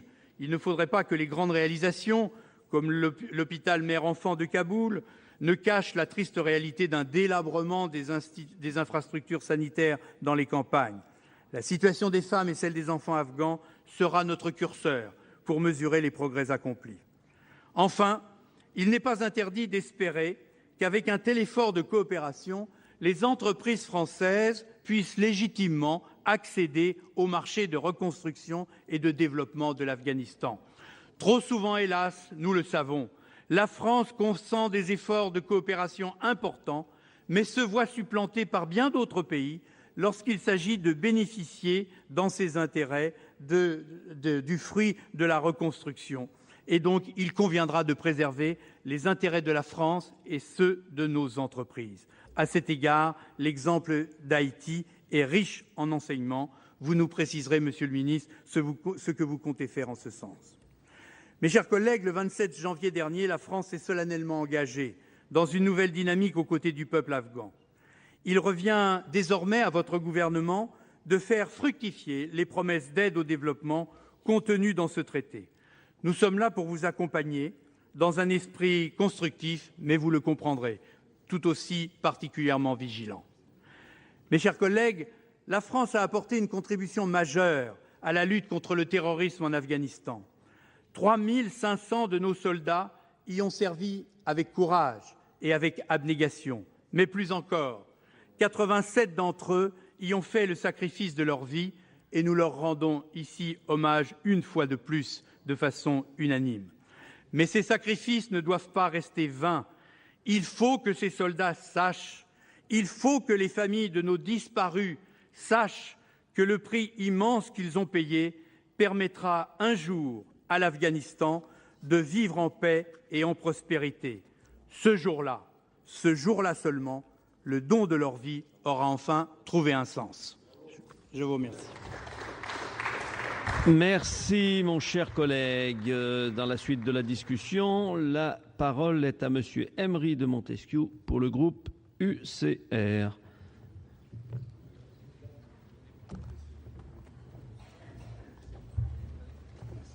Tu vas bien ? Monsieur le Président, Monsieur le Ministre, mes chers collègues, Jean-François Poncet, homme d'État du plus haut niveau, était un ami. Je lui exprime, au nom de notre groupe, notre respect. Amitié et coopération. Amitié illustrant la longue tradition des relations franco-afghanes et magnifiée par la fraternité des armes. Coopération, elle ne fut pas à la hauteur des besoins de ce pays. Le sera-t-elle désormais ? Lorsqu'on aborde le sujet de l'Afghanistan, on éprouve une certaine gêne et le sentiment d'un immense gâchis. Nous avons fêté le dernier 14 juillet dans la Kapisa. Nous allons partir avec la blessure d'un échec douloureux, alors que 87 de nos soldats ont donné leur vie pour combattre un mouvement terroriste et lutter pour les droits de l'homme. Et comme nous tous, je leur rends hommage. Nous allons partir, il n'y avait sans doute pas d'alternative. En dépit de l'effort militaire considérable réalisé, l'Afghanistan risque de devenir la base terroriste que veulent constituer les talibans, avatars d'Al-Qaïda. Vous me semblez optimiste, Monsieur le Ministre, lorsque vous nous dites qu'Al-Qaïda a été éradiqué. Chez le commandant Massoud, un prisonnier chef Taleb m'affirmait leur volonté de transformer les États d'Asie centrale en Émirats. Dès l'annonce du retrait, les prémices de ce djihad se sont manifestées par des attentats suicides au Kazakhstan, pays où se côtoyaient paisiblement toutes les religions et des dizaines de nationalités. Pour que cette paix perdure, il est essentiel d'intensifier considérablement la coopération militaire avec les pays d'Asie centrale. Craignons les métastases du fondamentalisme, craignons la gangrène de la corruption, craignons les trafics de drogue dans cette région cruciale pour la paix et la sécurité. Trait d'union entre l'Asie et l'Europe et recelant de puissantes réserves en hydrocarbures et minéraux. Nos standards occidentaux ne peuvent être imposés. Nous avons pu constater les résultats très négatifs de cet objectif. L'arrogance et la condescendance occidentale ont profondément blessé le peuple afghan. Certains ont osé assimiler à une croisade notre action contre le terrorisme. Notre présence militaire a été perçue comme une force d'occupation et a rapproché les nationalistes des talibans.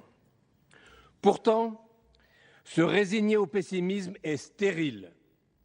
Et si 11 années de présence internationale ne peuvent se conclure par la prophétie du grand poète afghan Saïd Behoddin Marjou, écrivant « Demain sera l'enfer comparé à aujourd'hui ». Néanmoins, prenons garde. Espérons et agissons pour que la coopération internationale, régionale et bilatérale, en effervescence depuis le lancement du processus d'Istanbul en novembre dernier, contribue à changer le contexte. C'est le sens de ce projet de loi qui met en place une véritable coopération civile avec l'Afghanistan au moment de la transition. Il dépoussière nos liens bilatéraux, mais ne répétons pas les erreurs passées. Apportons les services de base, l'eau, l'électricité, province après province, village après village, Internet aussi, pour que les jeunes Afghans intègrent pleinement la jeunesse mondiale. Ces actions coûteront beaucoup moins cher que la guerre et les résultats en seront infiniment meilleurs. Mais surtout, surveillons de près l'utilisation des fonds. J'ai vu des ONG construire à des coûts 10 fois moins élevés les mêmes habitations que d'autres. Ce gâchis a exaspéré les populations. Éradiquons le pavot par les cultures subventionnées pour tarir le trésor de guerre des chefs. Une interrogation. Pourquoi un traité d'amitié et de coopération alors que l'Allemagne, les États-Unis, l'Australie et la Turquie ont signé avec l'Afghanistan des partenariats stratégiques? Monsieur le ministre délégué à la coopération s'est rendu à Kaboul en juin. Quelle est l'implication réelle de notre pays dans le processus d'Istanbul? Y aura-t-il un nouveau représentant spécial pour l'Afghanistan? Pour renforcer notre présence, nous avons besoin d'alliances régionales et de prendre enfin conscience de la réalité très forte d'un monde indo-persan. Dans cet esprit, le processus d'Istanbul, la conférence de Kaboul, cœur de l'Asie, en juin, la conférence de Tokyo, il y a 10 jours, mettent en place une collaboration nouvelle et étroite entre l'Afghanistan et l'ensemble de la région. C'est indispensable, car seul efficace. Les 7 mesures de confiance sont pilotées chacune par un État de la région. Ainsi, le Pakistan et le Kazakhstan coordonnent la gestion des catastrophes.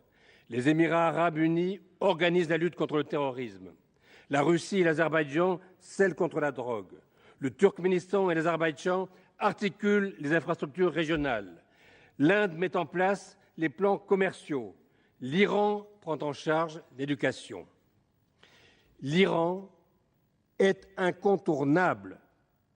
Il n'existe aucune solution sans lui. N'oublions pas que l'Iran et l'Afghanistan n'ont formé qu'un seul pays. N'oublions pas que beaucoup de pays de la région ont de bonnes relations avec lui. L'Iran fera tout pour éviter un bastion salafiste sur son plan Est. Nous avons là un intérêt majeur en commun. Les ennemis de nos ennemis peuvent devenir, peut-être pas encore des amis, mais dès maintenant, des partenaires. C'est une opportunité unique de réintégrer l'Iran dans la coopération internationale. Ce serait irresponsable, ce serait une faute grave de ne pas saisir cette occasion pour le faire participer au processus de paix au Moyen-Orient, où il joue un rôle capital. Je veux ajouter qu'une intervention d'Israël contre l'Iran serait très lourde de conséquences. Elle provoquerait l'embrasement général des peuples musulmans contre l'Occident, assimilé à un soutien à Israël. Autre pays essentiel, l'Inde.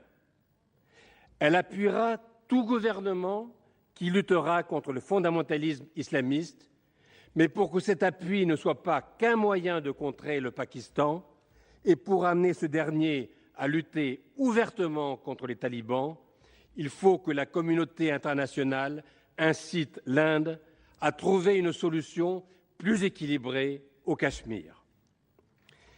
Les pays d'Asie centrale, je le répète, sont très inquiets. Ils doivent contenir les mouvements islamistes qui commencent à les ébranler par des attentats terroristes.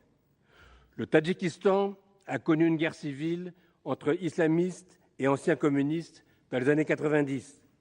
L'Ouzbékistan, pays le plus peuplé, connaît 2 partis islamistes, les Hizb-ul-Tahrir, basés à Londres, et le mouvement islamique d'Ouzbékistan, qui prône l'établissement du califat et la lutte armée. Il partage avec ses voisins kirghizes et tadjiks la vallée du Fergana, plaque tournante de nombreux trafics et poudrières islamiques. Une coopération militaire très étroite et, je le répète, absolument indispensable avec chaque État de la région. J'invite Monsieur le ministre à défendre, à s'y rendre dès que possible et souvent, car il ne pourra générer la confiance qu'en démontrant l'intérêt de la France par sa présence renouvelée dans ces territoires et en développant ses relations personnelles avec ses homologues. De même, une coordination étroite avec la diplomatie russe, qui connaît l'Afghanistan depuis des siècles, pacifiquement ou militairement, doit être renforcée. Mettons en place la coopération étroite prévue par ce traité. Malgré celui-ci, ce retrait apparaîtra toutefois comme une victoire des salafistes, une revanche d'Al-Qaïda sur le monde occidental chrétien et sera exploité comme tel. Son incidence sur l'ensemble du monde musulman, sur les grands équilibres régionaux, en particulier au Moyen-Orient, va vraisemblablement perturber fortement une zone stratégique très instable.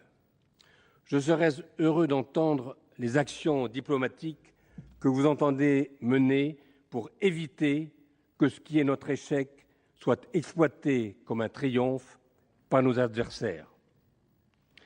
Le moment est venu pour les Afghans de prendre leur destin en main. On l'espérait, on l'attendait et on le redoutait à la fois. La conférence de Tokyo du 8 juillet a promis des fonds internationaux à hauteur de 16 milliards de dollars d'ici 2015. C'est considérable. Pourront-ils vraiment être utilisés par ce pays? L'Afghanistan est défini comme un pont terrestre, un rond-point de l'Asie.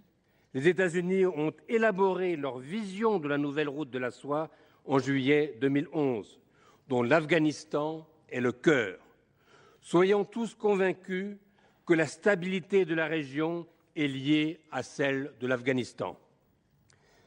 Le président de la République a dit avec beaucoup de justesse et d'émotion à nos soldats, dans chaque ligne de notre traité d'amitié avec l'Afghanistan, dans chaque action de coopération programmée, à travers chaque enfant qui apprendra notre langue, il subsistera quelque chose de votre courage, quelque chose de votre humanité, quelque chose aussi de la vie de vos camarades tombés au combat.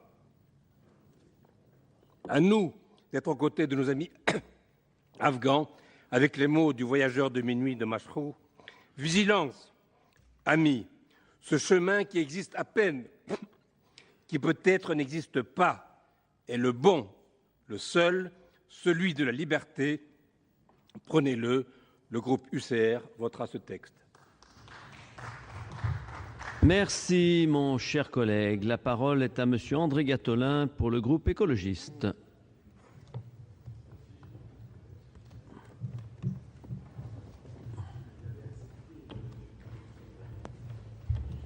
Ça va, André?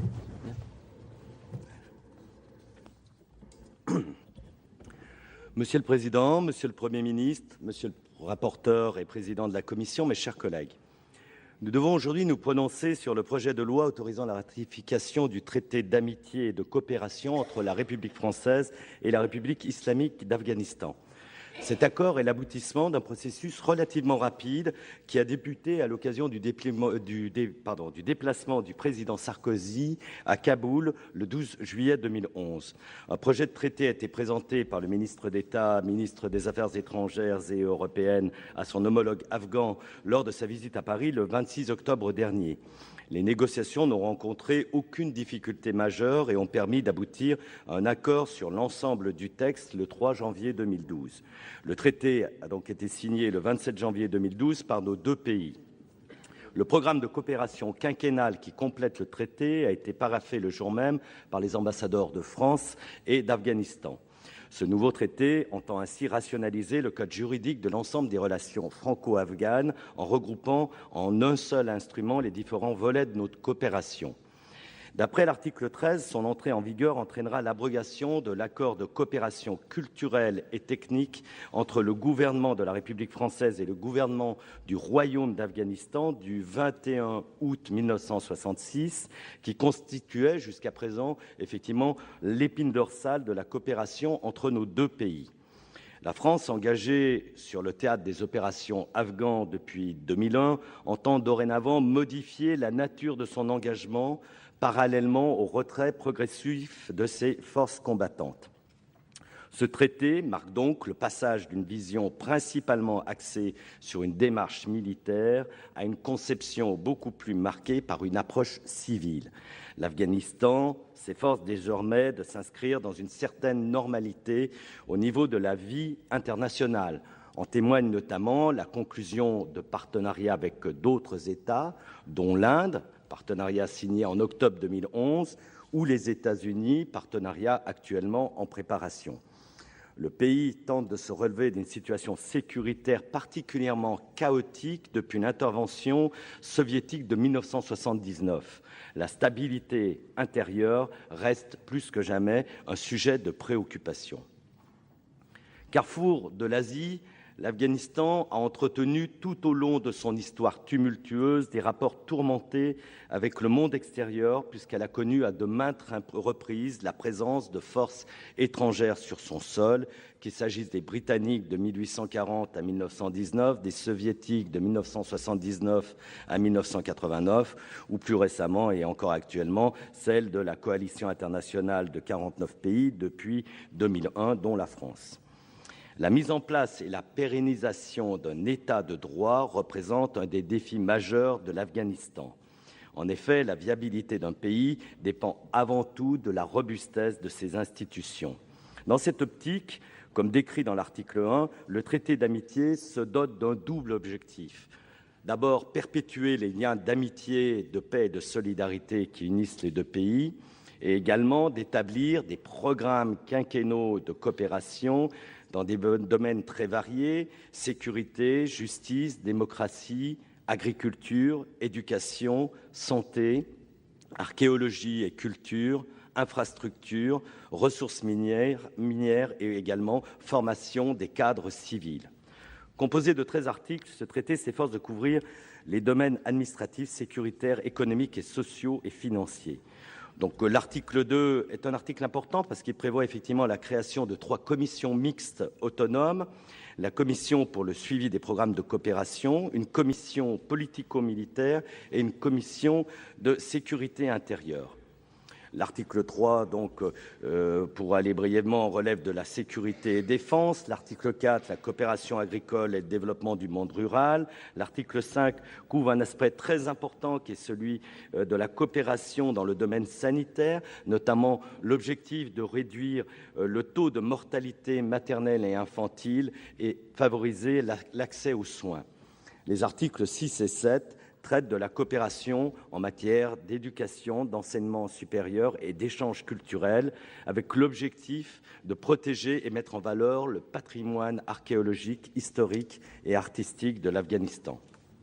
L'article 8, lui, s'intéresse particulièrement à la gouvernance démocratique, en insistant en particulier sur la protection des droits des femmes et leur accès à la justice. Les articles 9 et 10 portent sur le développement des infrastructures afghanes, sur les questions économiques, financières et commerciales. Quant aux 3 derniers articles, ils sont surtout d'ordre administratif. L'article 11 traite des dispositions fiscales se rapportant au personnel français qui participe à la relation bilatérale. L'article 12 traite des questions d'immunité relatives au personnel coopérant. Et l'article 13, donc nous l'avons vu précédemment, signifie que l'entrée en vigueur du traité abrogera les instruments juridiques qui ont précédemment existé, c'est-à-dire l'accord de coopération culturelle et technique et ses annexes entre le gouvernement de la République française et le gouvernement du Royaume d'Afghanistan, qui datait donc de 1966. En tant qu'écologiste, je me félicite de l'inflexion clairement civile que porte ce traité. En effet, l'établissement et le développement d'un État de droit légitime et efficace représentent les conditions indispensables à l'épanouissement d'une société civile apaisée en Afghanistan. Une réponse purement militaire ne peut être viable à long terme si l'on souhaite voir naître un Afghanistan plus démocratique et plus sûr. En revanche, je note l'absence d'un volet environnemental dans ce traité, ce que je trouve fort dommageable vu l'impact écologique néfaste que les conflits successifs ont eu sur l'Afghanistan. Voilà donc pour les discussions autour de cet article unique qui consacre l'évolution du soutien de la France à l'Afghanistan d'une dominante militaire à une dominante civile. Prochain rendez-vous de l'actualité politique et parlementaire, le journal de 22 h présenté par Pierre-Henri Gergonne. Vous pouvez bien sûr toujours retrouver la séance sur notre site publicsénat.fr. Très bon après-midi sur les chaînes parlementaires.